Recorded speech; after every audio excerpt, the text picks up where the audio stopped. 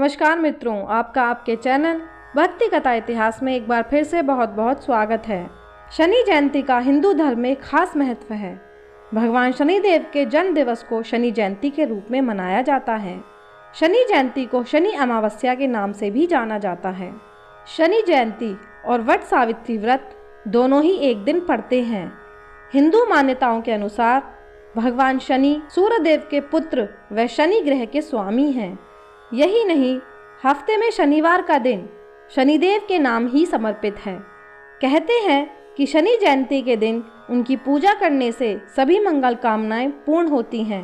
हालांकि इस बार लॉकडाउन है, ऐसे में आप घर पर ही शनिदेव की पूजा करें। आइए अब आपको बताते हैं कि शनि जयंती कब है। हिंदू पंचांग के अनुसार शनि जयंती ज्येष्ठ माह की अमावस्या और वट सावित्री व्रत के दिन मनाई जाती है। ग्रेगोरियन कैलेंडर के अनुसार यह हर साल मई या जून महीने में आती है। इस बार शनि जयंती 22 मई 2020 को है।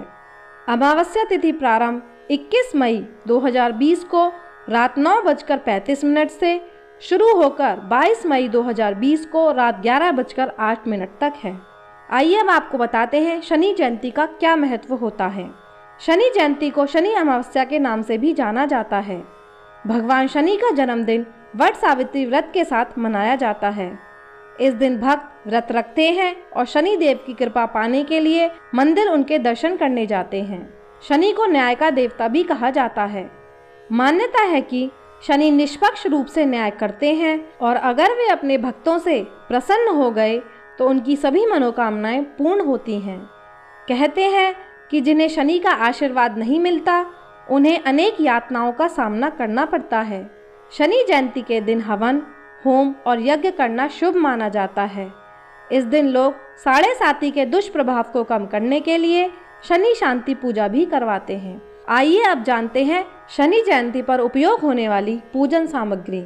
शनिदेव की प्रतिमा या फोटो, चावल, काला तिल, काली उड़द, नारियल, काला धागा, फूल, धूप अगरबत्ती, दीपक, सरसों का तेल, नैवेद्य, फल फूल, रुई, पूड़ियाँ, लौंग, इलायची, पान सुपारी, गंगा जल और लोहे की नाल। अब आपको बताते हैं शनि जयंती की पूजा विधि। शनि जयंती के दिन सुबह सवेरे उठकर स्नान करें और फिर व्रत का संकल्प लें। शनिदेव की पूजा में साफ सफाई का विशेष ध्यान रखा जाता है। अब घर के मंदिर में पश्चिम दिशा की ओर बैठकर शनि की मूर्ति या चित्र स्थापित करें। अब तेल का दीपक जलाएं। दीपक में काले तिल जरूर डालें। अब शनिदेव को फल फूल, नारियल, सरसों का तेल, इलायची, पान सुपारी और लोहे की नाल अर्पित करें। इसके बाद उन्हें धूप बत्ती दिखाकर आरती उतारें। आरती के बाद शनि महाराज को तेल में बनी पूड़ियों का भोग लगाएं। घर के सभी लोगों में प्रसाद वितरित करें। शनि जयंती के दिन गरीबों को तेल, उड़द और चावल का दान देना अच्छा माना जाता है। शनि जयंती के दिन सूर्य उपासना नहीं करनी चाहिए। तो ये थी पूजन विधि। अब जानते हैं भगवान शनि देव की जन्म कथा। पौराणिक मान्यताओं के अनुसार एक बार सूर्यदेव की पत्नी छाया ने उनके प्रचंड तेज से भयभीत होकर अपनी आंखें बंद कर ली थीं। बाद में छाया के गर्भ से शनिदेव का जन्म हुआ। शनि के श्याम वर्ण को देखकर सूर्य ने पत्नी छाया पर आरोप लगाया कि शनि उनका पुत्र नहीं है। कहते हैं कि तभी से शनि अपने पिता सूर्य से शत्रुता रखते हैं। शनिदेव ने अनेक वर्षों तक शिव की तपस्या की थी। शनिदेव की भक्ति से प्रसन्न होकर शिव जी ने उनसे वरदान मांगने को कहा। शनिदेव ने प्रार्थना की, युगों युगों से मेरी माँ छाया की पराजय होती रही है। उसे मेरे पिता सूर्य द्वारा बहुत अपमानित व प्रताड़ित किया गया है। इसलिए मेरी माता की इच्छा है कि मैं अपने पिता से भी ज्यादा शक्तिशाली व पूज्य बनूं। तब भगवान शिव जी ने उन्हें वर देते हुए कहा, नव ग्रहों में तुम्हारा स्थान सर्वश्रेष्ठ रहेगा। तुम पृथ्वी लोक के न्यायाधीश व दंडाधिकारी रहोगे। साधारण मानव तो क्या, देवता, असुर, सिद्ध, विद्याधर और नाग भी तुम्हारे नाम से भयभीत रहेंगे। ग्रंथों के अनुसार शनिदेव कश्यप गोत्रीय हैं तथा सौराष्ट्र उनका जन्मस्थल माना जाता है। तो ये थी जन्म कथा। आइए अब आपको बताते हैं कि शनि जयंती पर आपको क्या क्या करना चाहिए और क्या भूल कर भी नहीं करना चाहिए, जिसके कारण शनि भगवान आपसे रुष्ट हो सकते हैं। शनि जयंती की शाम में शनि महाराज के शनि नाम मंत्र ओम शम शनिश्चराय नमः का जाप कर सकते हैं। मंत्र जप के अलावा दशरथ जी द्वारा लिखे गए शनि स्तोत्र का 11 बार पाठ कर सकते हैं। शनि जयंती के दिन पानी में कच्चा दूध और गुड़ मिलाकर पीपल की जड़ में डालें। साथ ही पीपल की 7 परिक्रमा करके पीपल का एक पत्ता अपने साथ घर ले आएं और पर्स में रखें। काले रंग का जूता किसी ज़रूरतमंद बुजुर्ग को दान दें। इससे दोहरा लाभ मिलेगा।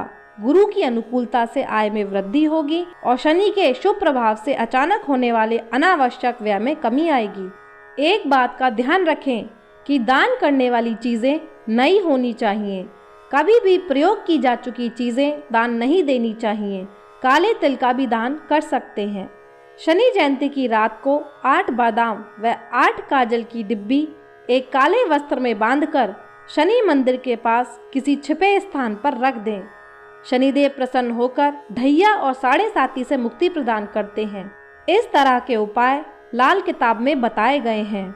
इसके अलावा शनिवार के दिन काली गाय की सेवा करने से भी लाभ होता है। उसे रोटी खिलाएं और माथे पर सिंदूर का तिलक लगाएं। आइए अब आपको बताते हैं कि शनि जयंती पर ये काम आपको भूलकर भी नहीं करने चाहिए। कहा जाता है कि सरसों का तेल, लकड़ी और काली उड़द का दान करने से शनिदेव प्रसन्न होते हैं। लेकिन अगर आप भूल से भी शनि जयंती पर इन चीज़ों को खरीदकर घर लाते हैं तो आपको शनिदेव की बुरी नज़र का सामना करना पड़ सकता है। आप चाहें तो घर में पहले से मौजूद इन चीज़ों का दान कर सकते हैं। अगर आप शनि जयंती पर किसी मंदिर में शनिदेव के दर्शन करने जाएं तो एक बात का ध्यान रखें कि भूल से भी उनकी आंखों को ना देखें। ऐसा करना शनिदेव का अपमान माना जाता है और वह नाराज हो जाते हैं। शनिदेव को तामसिक प्रवृत्ति के लोगों और भोग विलास की वस्तुओं से सख्त नफरत होती है। इसी बात का ध्यान रखते हुए आपको इस दिन भूल से भी मांस मदिरा का सेवन नहीं करना चाहिए। बेहतर होगा कि अगर आप पूरे परिवार के साथ काली उड़द की खिचड़ी बनाकर खाएं। इससे शनि की ग्रह दशा भी दूर होती है। जो व्यक्ति द्वार पर आए भिक्षुक को खाली हाथ लौटा देते हैं, ऐसे लोगों से शनिदेव बहुत नाराज होते हैं। ऐसे लोगों की कुंडली में शनिदेव अशुभ प्रभाव देने वाले हो जाते हैं। इसलिए आपके द्वार पर कोई भी ऐसा व्यक्ति आए तो उसे खाली हाथ लौटाने की बजाय कुछ दान अवश्य दें। क्या आप जानते हैं इस शनि जयंती को बन रहा है चतुर्ग्रही योग। चलिए जानते हैं क्या होगा इसका प्रभाव। 22 मई को शनि जयंती के दिन ग्रहों का दुर्लभ योग बन रहा है, जिसका प्रभाव सभी राशियों पर शुभाशुभ रूप में पड़ेगा। दरअसल शनिदेव अपनी स्वराशि मकर राशि में स्थित हैं। इस राशि में शनि गुरु के साथ युति बन रहा है। ज्योतिषों का मानना है कि 59 साल पहले 1961 में बना था, फिर ऐसा ही संयोग 2080 में भी बनेगा। ज्योतिष भविष्यवाणी के मुताबिक 2080 में भी ऐसी प्राकृतिक आपदाएं आ सकती हैं, जिन आपदाओं से वर्तमान आज जूझ रहा है। इस बार शनि जयंती के दिन वृष राशि में 4 ग्रह मौजूद होंगे। इन ग्रहों में सूर्य, बुध, शुक्र और चंद्रमा एक साथ स्थित होंगे। किसी एक भाव या राशि में 4 ग्रह स्थित हों तो इसे चतुर्ग्रही योग कहा जाता है। यह दुर्लभ योग होता है। ज्योतिष विज्ञान के मुताबिक बुध और राहु का संबंध तूफान से माना गया है। जब बुध, शुक्र और चंद्रमा तीनों ग्रह एक साथ हो जाएं तो आंधी तूफान आने की संभावना रहती है। बीते साल जब फोनी तूफान आया था तब भी ये तीनों ग्रह एक ही राशि में स्थित थे। इसके साथ ही जब 2018 में तितली तूफान आया तब भी आकाश मंडल में ये तीनों ग्रह एक ही राशि में स्थित थे। इसी प्रकार उड़ीसा में जो अभी अम्फान तूफान आया है, इसका कारण भी बुध और शुक्र का एक ही राशि में बैठना है। इस समय गुरु और शनि भी पृथ्वी तत्व की राशि में वक्री चल रहे हैं। ग्रहों की ये स्थिति देश और दुनिया के लिए बड़ी कष्टकारी हो सकती है। आइए अब आपको बताते हैं चतुर्ग्रही योग का सभी राशियों पर शुभाशुभ प्रभाव। मेष राशि वाले उत्साहित रहेंगे, उनके लिए लाभ के अवसर भी प्राप्त होंगे। वृष और वृश्चिक राशि के जातकों को सावधानी से काम करना होगा। मिथुन राशि के जातकों को अपनी वाणी में संयम रखने की आवश्यकता है। कर्क राशि वाले जातकों की रुचि धर्म और अध्यात्म के विषयों में रहेगी। सिंह राशि के जातकों को भी अच्छे परिणाम मिल सकते हैं। कन्या राशि वालों का मन बेचैन रह सकता है। तुला राशि के जातकों को अपनी सेहत का ध्यान रखना होगा। वृश्चिक राशि के जातकों को सावधानी से काम लेना होगा। धनु राशि के लोगों को कुछ अच्छे समाचार प्राप्त होंगे। मकर राशि के जातकों को भी चुनौतियों का सामना करना पड़ सकता है। कुंभ राशि वालों को परेशानियों का सामना करना पड़ सकता है और मीन राशि के जातकों को शुभ परिणाम मिलने की संभावना है। तो ये थी शनि जयंती से संबंधित सारी जानकारी जो हमने आज इस वीडियो के माध्यम से आप तक पहुंचाई। आशा है आपको हमारा यह प्रयास पसंद आया होगा। अगर पसंद आया है तो इस वीडियो को ज़्यादा से ज़्यादा लाइक और शेयर कीजिए और चैनल पर पहली बार आए हैं तो भक्ति कथा इतिहास चैनल को सब्सक्राइब करना ना भूलें। आपका धन्यवाद।